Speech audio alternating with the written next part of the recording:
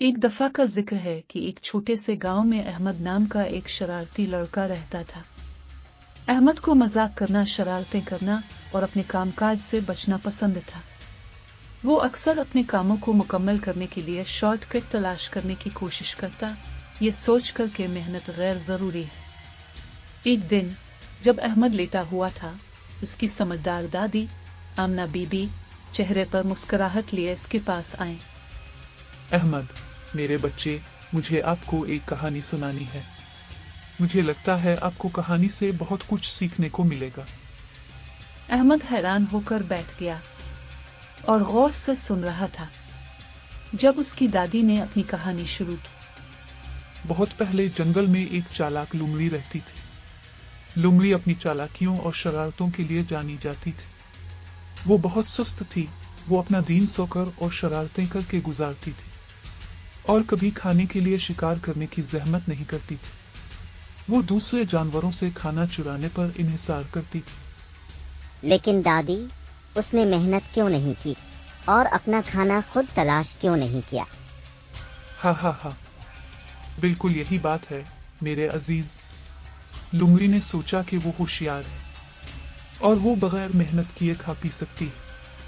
एक दिन जब वो जानवरों के एक गिरोह का महफूज किया हुआ खाना चुराने की कोशिश कर रही थी, तो शिकारियों की तरफ से बनाए हुए एक गहरे गड्ढे में गिर गई और किसी को भी इसके गिरने का पता न चला और न ही कोई जानवर इसे बचाने के लिए आया।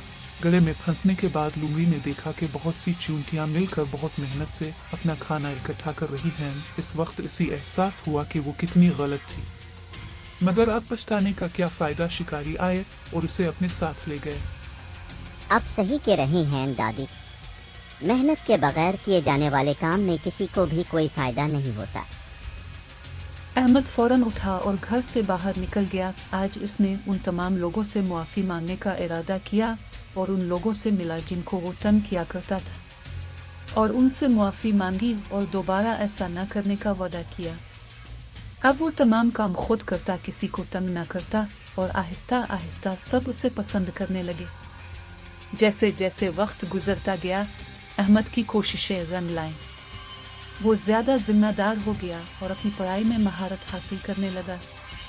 इसके असातिज़ा ने इसकी लगन की तारीफ की और उसके वालिदैन को इस जिम्मेदार नौजवान लड़के पर फख्र था जो वो बन गया था। गांव ने भी अहमद की तब्दीली को देखा और उसके काम की अखलाकियात की तारीफ की।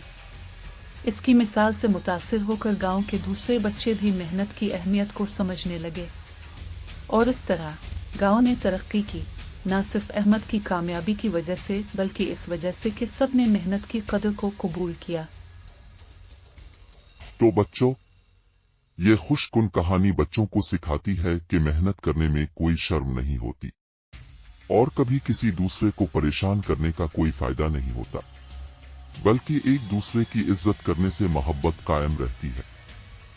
प्यारी बच्चों, अगर आप इस तरह की मालूमाती और सबक आमोज़ कहानियां सुनना चाहते हैं तो चैनल को सब्सक्राइब करें और बेल आइकॉन को दबा दें ताकि हर आने वाली वीडियो आपको मिलती रहे।